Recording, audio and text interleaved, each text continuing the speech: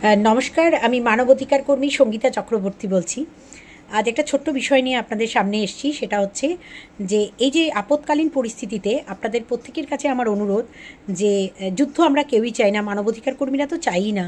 যুদ্ধ যখন চাই না, শান্তি চাই, এই বাণীটার এখন আর কোনো মূল্য থাকে না। তার কারণ যখন দুটো দেশের জিও পলিটিক্যাল একটা পরিস্থিতি নানা রকমভাবে উস্কানিমূলক মন্তব্য এবং পেছন থেকে খেলার চেষ্টা করে, তখন কোন সময় কোন বিপদ ঘটে যাবে মানুষ জানতে পারে না।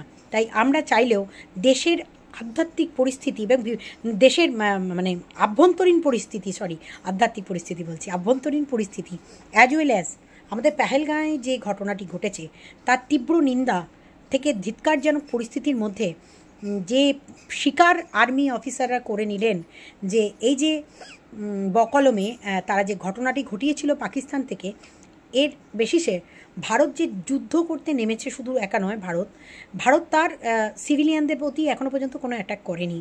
এবং যে ঘটনা চলছে তার জন্য সাধারণ মানুষ প্রচণ্ড পরিমাণে যে ফেসবুক প্রোফাইল বা আপনার ইনস্টাগ্রাম বা আপনার ইউটিউব প্রোফাইল দিয়ে যেভাবে হাসির রিয়্যাক্ট দিচ্ছেন এবং নোংরা থেকে নোংরা শব্দ কেন্দ্র সরকারকে লিখছেন, তাদেরকে বলছি, দেশ চালাতে গেলে এত সহজে ছোট ছোট সেন্টিমেন্ট দিয়ে আমাদের পাক অকুপাই কাশ্মীর চাই, আমাদের এ চাই ও চাই, ইন্দিরা গান্ধীর মতো আপনার কোনো জিগির নাই, হিম্মত নেই।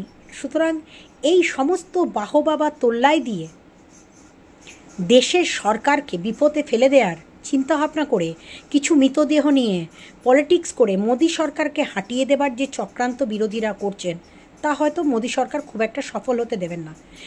আজ প্রমাণ হয়ে গেছে ভারতের আকাশসীমা যেভাবে কয়েক হাজার ড্রোনকে আটকে দিতে পেরেছে, তেমনি ভারতের সেনাবাহিনী, স্থলবাহিনী, জলবাহিনী এবং আকাশপথে যারা কাজ করছেন এয়ারফোর্স বাহিনী, তারা এখনও সজাগ সচেতনভাবে যেমন মুভ করছেন, সাথে সাথে আমাদের দেশের পুলিশ অফিসাররাও, আমাদের দেশ শুধু পশ্চিমবঙ্গ বলছি না, সারা ভারতবর্ষের পুলিশ অফিসাররাও প্রচণ্ড সজাগ আছেন। তার কারণ এই যে আঘাত বা স্লিপার সেলস হিসাবে যারা ঘুমিয়ে আছেন, তারা এই সময় জেগে যাবেন, তারা কিন্তু জাগবেন এবং হয়তো আপনার ক্ষতি করার জন্য আশেপাশে বহু জায়গা থেকে যেভাবে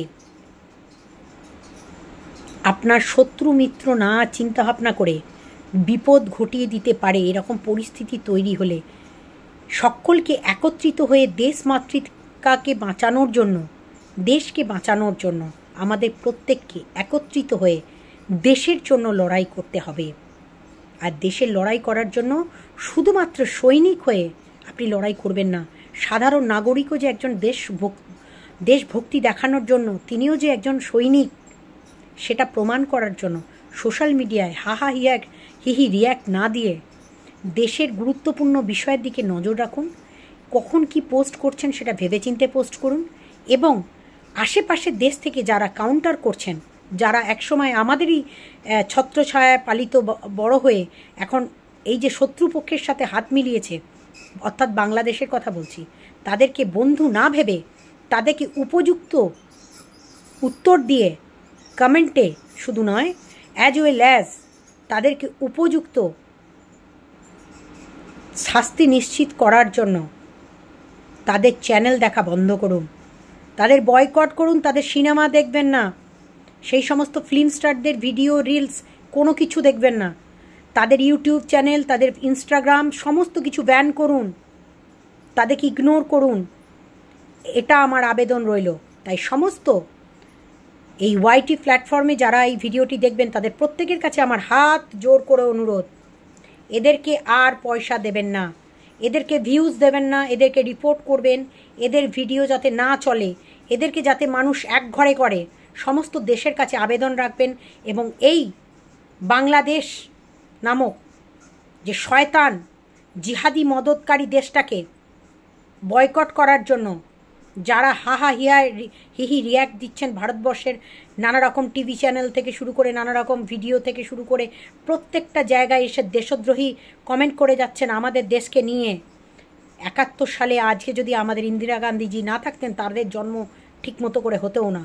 তো যাই হোক, তাদেরকে আমরাই আমাদের দেশের সমস্ত কিছু দিয়ে একসময় সাপোর্ট দিয়ে যে দেশটা তৈরি হয়েছিল সেই দেশটাকে সাপোর্টটা দেয়া বন্ধ করুন, আর অবিলম্বে তাদের চ্যানেলগুলো আনসাবস্ক্রাইব করে তাদেরকে দেখা বন্ধ করে দিয়ে তাদেরকে ব্লক করে দিন, এবং তাদের কমেন্টের উত্তরও দেবেন না, তাদেরকে ঘেন্না জানান। এই আবেদন রেখে গেলাম আজকে। আশা করছি বুঝতে পারছেন যে তাদের ফান্ডিং হওয়াটা বন্ধ হওয়াটা ভীষণ ভীষণ জরুরি। পারলে রিপোর্ট করুন ন্যাশনাল সাইবার ক্রাইমকে, আমাদের তাদের কথা জানান। তাদেরকে আপনারা মেল করে জানাতে পারেন যে তারা আপনাদেরকে নিয়ে ট্রোল করছে, বাজে কথা বলছে। তো যদিও কতটা কাজ হবে জানি না, তবে চেষ্টাটা টানা চালিয়ে যাবেন, এটুকু আশা করছি। তাই ধন্যবাদ সকলকে। বাংলাদেশিদের সাথ দেবেন না, তাদেরকে ঘেন্না করুন, ইগনোর করুন, এবং সংখ্যালঘু ভাই বোন তাদের উপর যদি কোনো অত্যাচার হয় তার জন্য অবশ্যই প্রতিবাদ করবেন। বাংলাদেশে প্রত্যেকটা সংখ্যালঘু ভাই বোনেদের পাশে ছিলাম, থাকবো। কিন্তু তাদের চ্যানেলগুলো যারা এই ওয়াইটি প্ল্যাটফর্মে এসে ভারতবর্ষকে গালি দিচ্ছে, নোংরা কথা বলছে, তাদেরকে ইগনোর করুন, আনসাবস্ক্রাইব করুন। ধন্যবাদ। বন্দে মাতারাম। জয় হিন্দ।